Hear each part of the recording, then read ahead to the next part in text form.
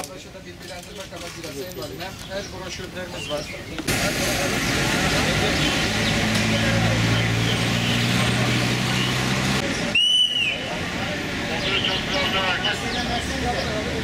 Yok, bunu yapacağız.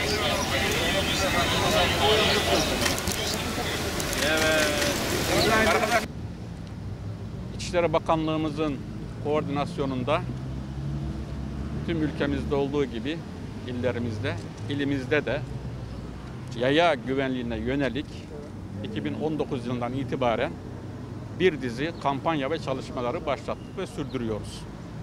Bu çerçevede biliyorsunuz, öncelik hayatın, öncelik yayaların kampanyasıyla 2019 yılını yaya öncelikli trafik yılı ilan edilmişti. O şekilde o kampanyayı sürdürdük ve aynı şekilde de sürdürmeye devam ediyoruz.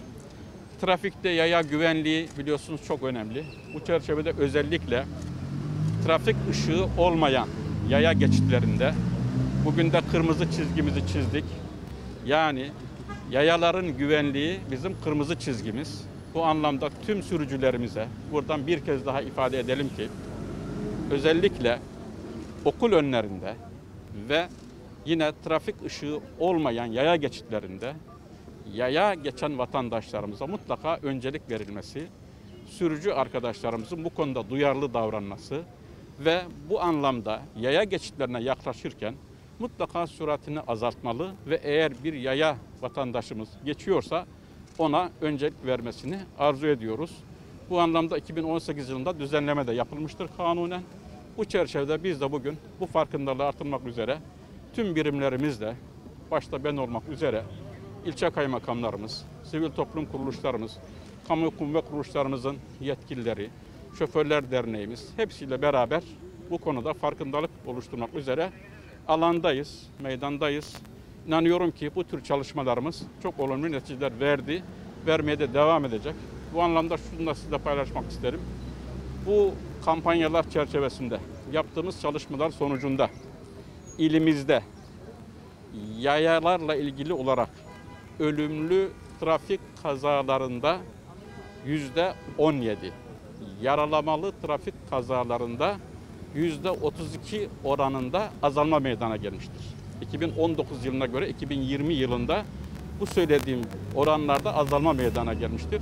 İnanıyorum ki yaya güvenliği kırmızı çizgimizdir kampanyamızla 2021 yılında da 2020 yılına göre biraz daha mesafe alacağız. Daha da bu oranlarımızı